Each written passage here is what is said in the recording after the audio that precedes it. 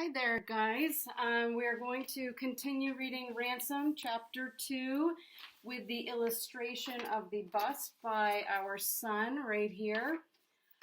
Give you something to look at while we're reading. Here we go. Mary Ann Paget was often misjudged because of her appearance, because she was a small girl and brought out protective instincts, because she was cuddly and big-eyed and appealing. It was easy for people to assume that the softness and helplessness which appeared on the surface went all the way through. In reality, this was not the case. Beneath the soft hair and pert face, Mary Ann had a hard core of self-sufficiency. It was like a thin strand of steel wire running through the center of her being. A hidden, unbreakable resistance which kept her calm in emergencies and unbendably stubborn in the face of adversity. It was Mary Ann, sitting quietly in her seat by the window, who was first able to accept the incredible situation for what it was. They were going to hold us, she thought, for ransom. They have selected the 5 of us because we live in Valley Gardens, and the people who live there are supposed to have money. They don't know how it is with Mother, that she got the house when she divorced Daddy. But aside from that great big sprawling white elephant, she doesn't have anything. She could imagine her mother receiving the ransom note, standing there, white-faced and shaken, and then undoubtedly bursting into hysterics. Her mother, so gentle and blonde and pretty, looking exactly the way Mary Ann herself would look 20 years from now, lacked the element of strength that ran through her daughter. Whenever pressures got too great, she broke into pieces. Poor Mother, Mary Ann thought worriedly. It is going to be terrible for her. She won't know what to do. How much money will they ask her for? A lot, I'm sure. Thousands and thousands of dollars. She recalled the words the bus driver, the other man had addressed him as Buck, had spoken a few moments earlier. It's hardly worth the risk of it, the man with the Mexican accent had said, and Buck had answered, We'll make it worth it. Yes, they will ask her for a fortune, Mary Ann thought, and she won't have it. And Rod certainly won't. Not from working for a newspaper like the Journal. There isn't even anybody they can borrow it from. They don't have rich friends the way Daddy did. She paused, letting the words repeat themselves in her head, the way Daddy did. And then, suddenly, it came. It was like a great burst of light switching itself on inside her, the wonderful, illuminating knowledge of what the final recourse would have to be. It was inevitable. There was simply no way out of it. The money would have to come from her father. She will call him, Mary Ann told herself, and he will come. He will have to come because, after all, I am his daughter. They will see each other again, and they both will be worried. Daddy will walk into the living room, and Mother will be there crying. She pictured the scene the way it would be, with her mother seated weeping on the sofa, small and frightened and desperately alone. Her father would pause in the doorway, his big frame filling it, his own face ashen with strain. Marian, he would say. Now, keep in mind, Mary Ann is the daughter. Marian is the mother. So I know it's probably going to be a little bit confusing, but try to keep it straight. Marian, he would say, and her mother would raise her head. Jack! Oh, Jack, I knew you'd come. Of course I've come, the moment I got your telegram. Did you think it possible that I wouldn't come when something has happened to our daughter, our Mary Ann? Oh, Jack! And her mother would rise to her feet, holding out her hands beseechingly. I've been so frightened, I haven't known what to do. It's all right, Big Jack Paget would say. I'm here now. I'll take care of things. Now I'm home again. Everything is going to be all right, which is a little bit melodramatic, right? Somewhere, of course, Mary Ann had to admit to herself, ruefully, Rod Donovan would have to fit into the picture.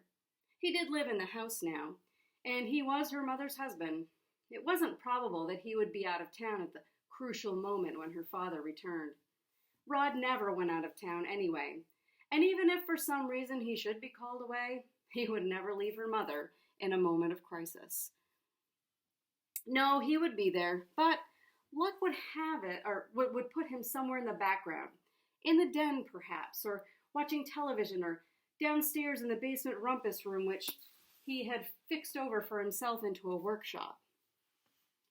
Sorry, I'm just making sure my screen is going to be, okay.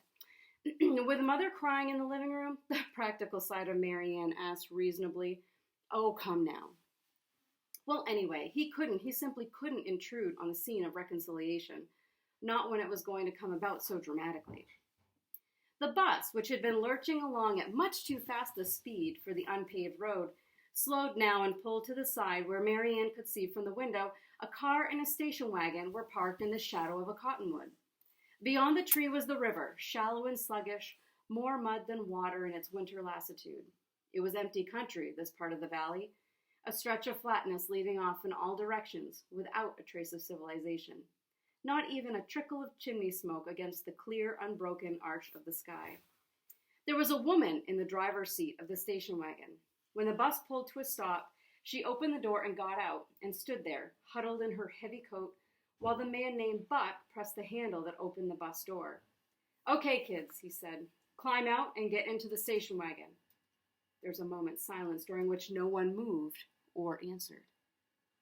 Then Glenn asked, "Why?" "Why?" The driver regarded him with surprise. Evidently, he had expected no resistance. "Because I say so, that's why. Come on now, get a move on." "The joke's gone far enough," Glenn said casually. He did not sound at all worried. "I can't be late getting home today. I've got a car to pick up before the garage closes." "This is not a joke," the man with the accent said quietly. He had moved until he was standing in the aisle only a few feet behind them, and Mary Ann, although she did not turn to look at him, was as conscious of the pistol that he held as though the cold end of the barrel had actually touched her neck.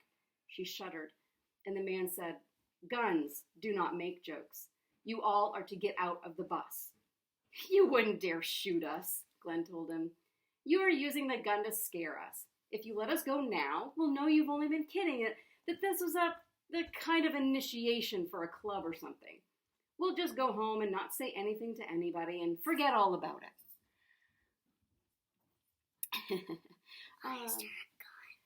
He turned then and smiled, the easy, confident smile which had always won him any situation.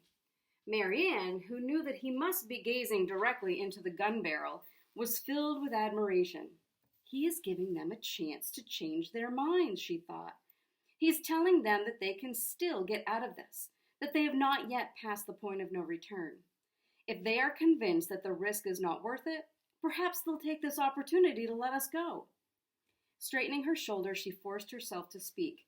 "Even if this was a real kidnapping, it wouldn't work.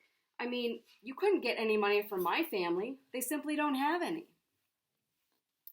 Across the aisle, the stocky, black-haired boy with a sullen face gave a short sound which might have been meant for a laugh. "You're sure not going to get any cash out of my uncle. He'll be glad to be rid of me. He's a bachelor, and the last thing he needs is a nephew living right on top of him." "That's why it is a good thing that this is just a joke," Glenn continued hopefully. "If it were for real, it wouldn't get anybody anything. So why don't we just laugh the whole thing off and... His voice faltered and petered out before the look on the man's face. Mary Ann had turned to see it and now shut her eyes. "Oh, Lord," she thought. "Dear Lord, he's really going to shoot him." In the seat at the front of the bus, Bruce thought the same thing. His face was dead white, his voice a squeak of terror. "Glenn, don't say anything else. He will shoot." "Yes, he will." The bus driver's tone left no room for doubt. "Juan has used that gun before. He will not hesitate to use it again. Now, for the last time, I will tell you to rise and leave the bus. Walk directly over to the station wagon and get into the back. The girls will sit on the seat. The boys will kneel on the floor facing toward the back. There will be no further discussion." Bruce got to his feet, throwing his brother a look of panic. Mary Ann reached over and touched Glenn's arm. "It's not going to work," she said softly. "I know what you're trying to do, and it won't work. They're not going to change their minds. We'd better do what they tell us." It could not be argued. Both the dark-haired boy across the aisle and the girl, whom Mary Ann could remember having seen on the bus on other days, but whose name she did not recall, had risen and were moving forward to follow Bruce. With a shrug of defeat, Glenn rose too, and he and Mary Ann fell into step behind the others. They moved down the 3 steps to the ground and crossed to the station wagon. "All right, get in." The driver had followed close behind them. The woman in the coat moved up beside him and asked, "Is it going all right? I expected you before this." "It took longer than I thought it would. I didn't know the stops for those other kids." His voice was brisk and businesslike. "Okay, get into the car. Girls first." Because the other girl was hesitating, Mary Ann stepped past her and climbed in. As she did so, she thought, this is probably going to be our last chance to break away and run. But all reason told her that such a move would be fatal. Where was there to go in country that offered not a single rise for protection? Back along a road? Into the shallow river? Glenn might try it, she thought, hoping desperately that he would not be so foolhardy. But Glenn was climbing into the car. He hesitated, and the driver said, "Kneel." And he got to his knees, cramming his big frame into a cramped position on the narrow strip of floor. Mary Ann moved her legs over as far as possible to give him room. "Stop it," she told herself. To her surprise, she found that she was shaking. "Stop it," she told herself firmly. "There is no sense in going to pieces. Everything is going to work out all right. It has to." Beside her, the other girl was crying. She was not being noisy about it. She was just sitting there, white-faced and silent, with tears streaming down her face. Mary Ann reached over and took her hand. "Don't be scared," she whispered, thinking as she said it, what an idiotic command that it was. They all were in the car now, crammed in like sardines. The boys particularly were in such cramped positions that Mary Ann could not see how they were able to breathe. The driver closed the door and paused to secure it in some way from the outside. Then he and the woman got into the front, the woman in the driver's seat, and the man named Juan came around to the front of the car and handed the pistol in through the window. "Let's get the names," he said, and Buck nodded. "Okay, kids. Give me your names. You, Blondie, what's yours?" He was looking at Mary Ann. She said, "Mary Ann Paget." "Paget?" Buck was doing mental inventory. "Look, I don't want any funny stuff. I know who is supposed to be on that bus and who isn't. There isn't any Paget listed in Valley Gardens." "My mother's name is Donovan," Mary Ann said shakily. "Mrs. Rodney Donovan. This is her second marriage. I still have my father's name." "Donovan. Yes, that figures." He nodded, satisfied. "Next." They gave their names meekly.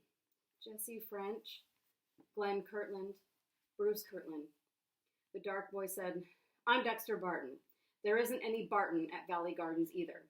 I live with my uncle, Mark Crete." "Crete, okay." The red-haired man was still frowning. "That's 5 kids, but only 4 families. What about Joan Miller?" There was a pause, then Mary Ann answered, "Joan hasn't been in school this week.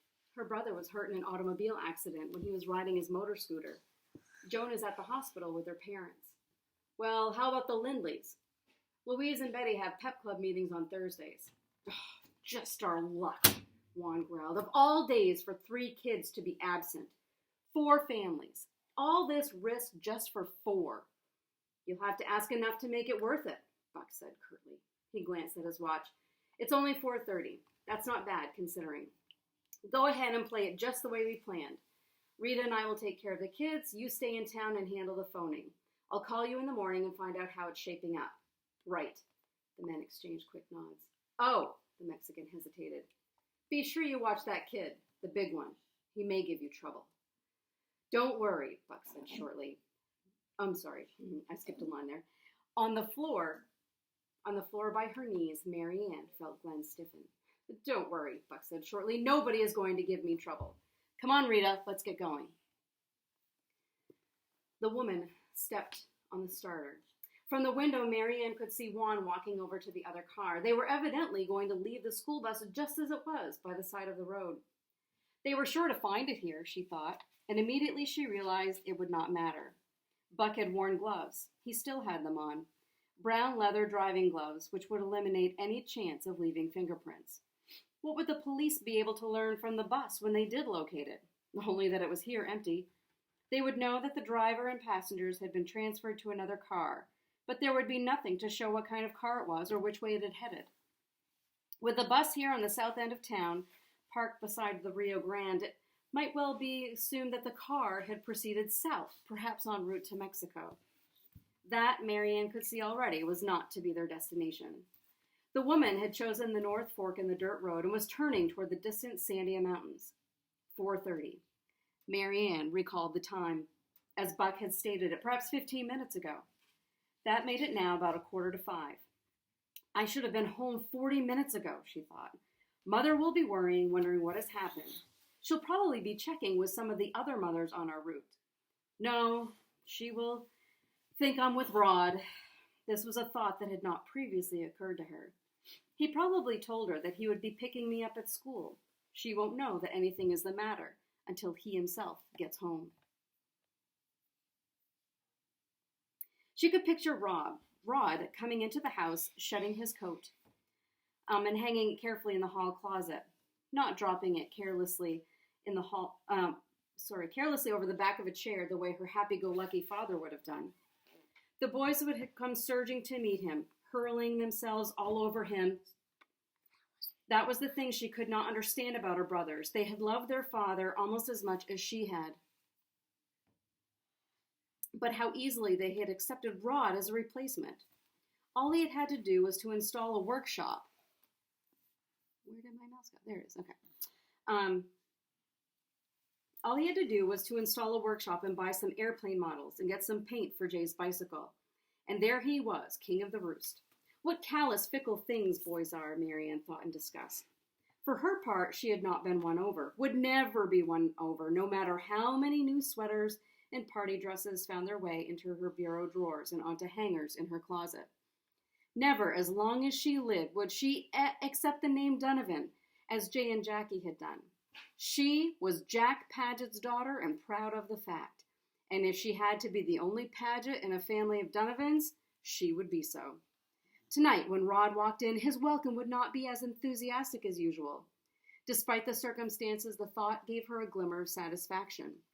Her mother would look at him and then past him and would ask, "Where's Marianne?" "Marianne?" He would be surprised. "Isn't she at home? I thought you were going to pick her up." "I tried to, but she wouldn't ride with me. She insisted on taking the bus." "She couldn't have, Rod.